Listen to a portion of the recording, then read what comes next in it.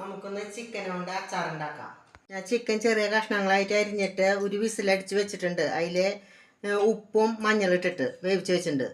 അടുപ്പത്ത് ഞാൻ പാൻ വെച്ചിട്ടുണ്ട്. അതിൽ ഒരു 2 സ്പൂൺ വെളിച്ചെണ്ണ വീത്തിൻ്റെ അതിൽ ഞാൻ ഈ ചിക്കൻ ഇടണം. എന്നിട്ട് നമ്മൾ നന്നായിട്ട് ഫ്രൈ ആക്കണം. വെച്ച ചിക്കൻ നന്നായിട്ട് ഫ്രൈ ആയി.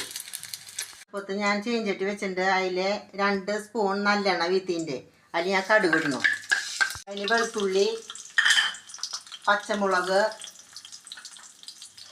2 സ്പൂൺ മുളക് പൊടി, 1/2 സ്പൂൺ മഞ്ഞൾപ്പൊടി, ലേശം ഉപ്പ്, പിന്നെ 1 സ്പൂൺ ഉലുവപ്പൊടി, 1 സ്പൂൺ കായത്തിൻ്റെ പൊടി. ആയിട്ട് ഫ്രൈ ആയി. പിന്നെ നമ്മൾ വറുത്ത് വെച്ച ചിക്കൻ ഇട്ടു. 1 സ്പൂൺ വിനാഗിരി. അച്ചാറിലേക്കുള്ള എല്ലാ കൂട്ടും ഞാൻ ചേർത്തി. ഇപ്പോൾ നമ്മുടെ ചിക്കൻ അച്ചാർ റെഡിയായി.